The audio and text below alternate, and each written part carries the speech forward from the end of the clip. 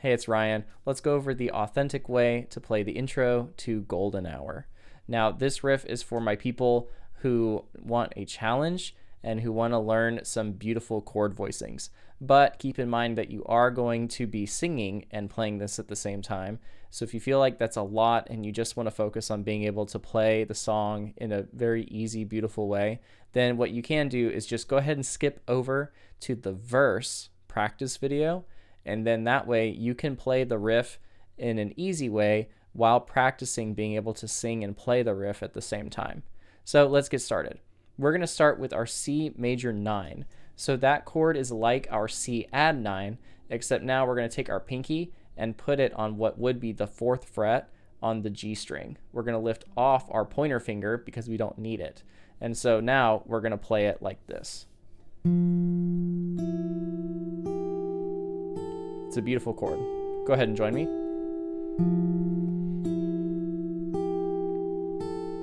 So we have the root, the major 7, the 9, and then the 3rd.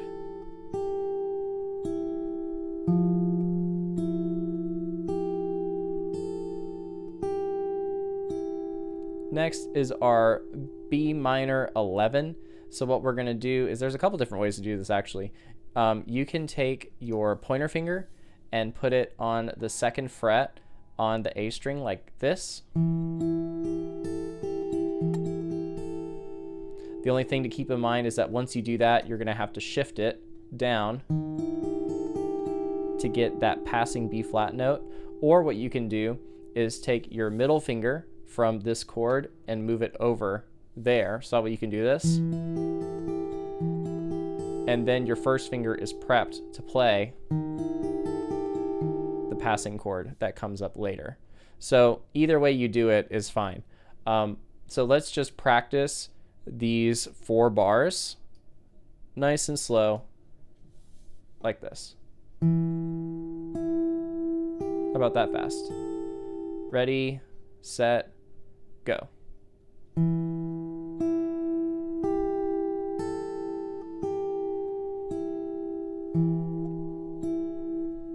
To the next bar right here, and then here comes the B flat right here,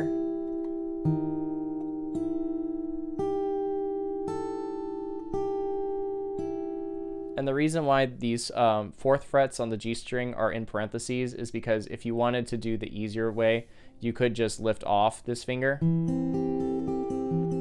But then it's not a B minor anymore. Now it's like a G over B at that point.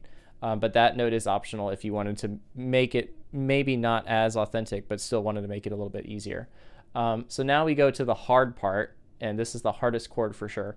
It's this A minor 11. So what we're going to do is after we play this B flat, we're going to play the open A string, and all we have is a 16th note to get over to this chord. So let me show you what that looks like. It is pinky finger is going to be on the 12th fret of the D string. Ring finger is 2 frets over to the 10th fret of the G string. And then your pointer finger is 2 frets over on the 8th fret of the B string.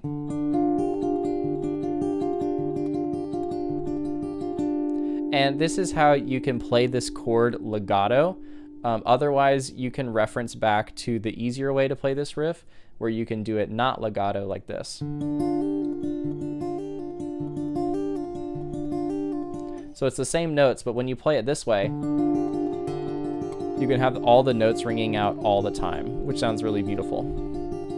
In particular, I love using this chord voicing when I'm doing electric guitar arrangements, and I can go up here to the 12th fret or beyond the 12th fret where the frets are a lot smaller. So anyway, whatever version of this A minor 11 you want to do, whether it's this one or this one, let's practice it. So here we go. It's quite a stretch, and that's normal. If you haven't stretched out your fingers in a long time, this chord will definitely do that for you. And stretching our fingers is good for lots of other chords too. Then after we play this very last note comes the other hardest part of this riff, which is the G major 9. So what happens here is when we are on this chord, we switch over to the G major 7, which is like this, and we play both of these notes at the same time. So that's what makes this riff also very difficult, is this chord transition, because then immediately you're switching over to playing 2 notes here. And the riff goes like this, or the lick goes like this, which sounds beautiful.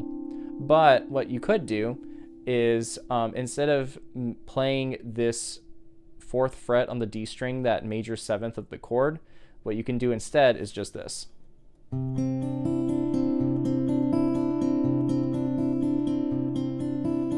And it's not going to be exact, but it's going to be good.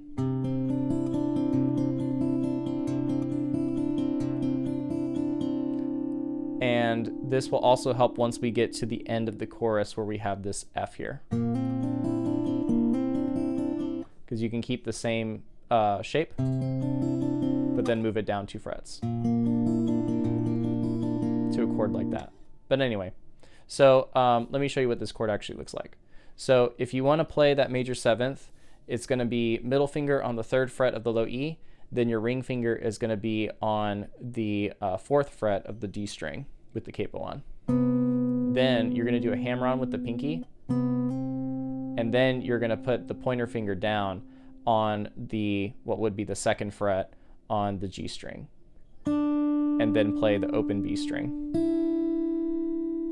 And then you go back down, arpeggiating like that.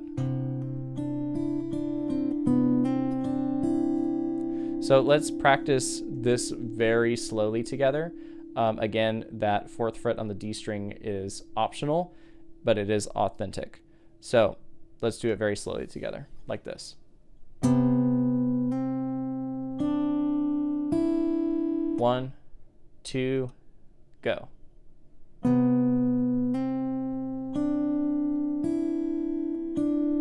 And then we do it again.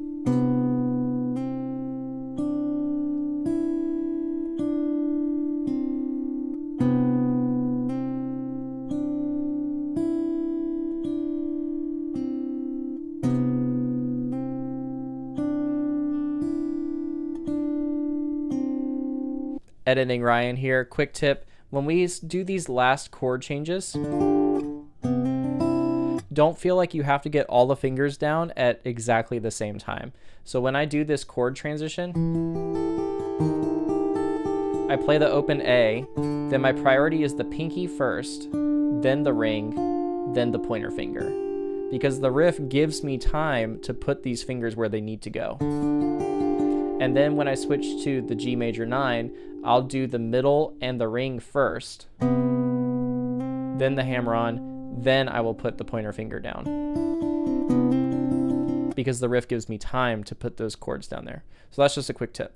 And now we're going to put all of these chords together in the practice video. So again, this is a very difficult, very advanced riff, but it's also really fun too once you get it. So I'll see you in the practice video.